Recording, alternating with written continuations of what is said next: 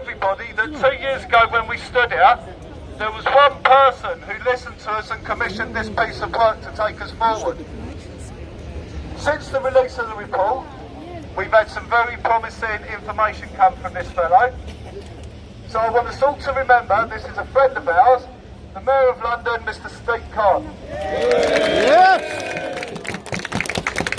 Thank you, John. Thank you all so much for coming out. I'm sorry I'm late. I've been on LBC on the James O'Brien show, but I don't talk about this much, about my private life. But I'm not sure if you know what my dad did. Yes, you're a bus driver! Listen, I'm really proud to be the son of a bus driver. What I'm not proud about is when I see, when I became mayor, the sort of conditions that bus drivers are working under in our city. So over the last 3 years, working with Unite, we've made some progress. I'm really proud, for example, that we now have a minimum wage for bus drivers thanks to the lobbying and hard work of Unite and the bus drivers. I'm really proud. We now have a London licence, so when bus drivers leave from one operator to go to another, they can take with them the grades that I have. I'm really proud because of the lobbying of Unite. We now have permanent toilets on all the routes that bus drivers use. We're getting there. I accept the point. More progress needs to be made. What this report that we've published this week is about is a world's first.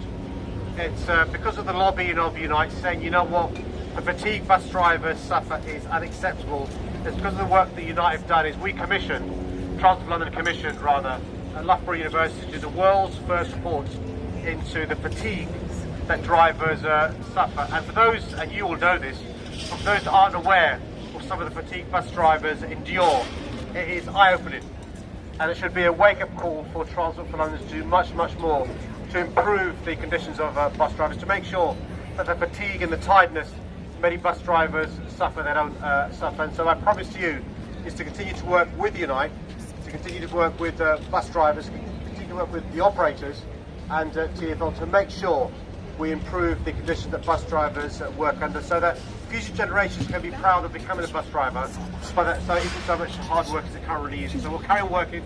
This is by no means the end, and that's why you're right to continue to put pressure on TfL, to continue to put pressure on all of us to make sure we work much harder. Can I just end by saying this? If anybody needs any argument why trade unions have such a massive role in a civilised democracy, I'll give you one word, that's Unite.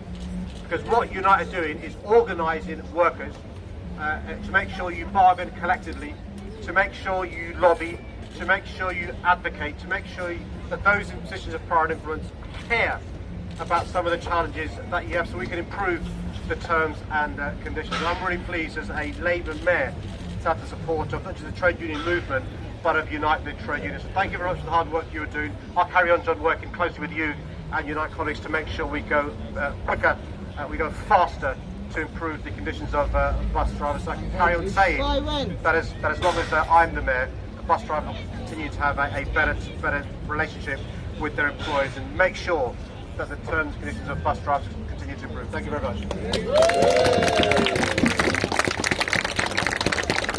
Right, I'd like to thank the Mayor for taking a moment to come and speak to us. I think it's fair to say he's without a doubt one of our friends, regardless of what's legends to do. I think we have to recognise some of the good things done. Are we in Nirvana? Not yet, but we're certainly heading in the right direction.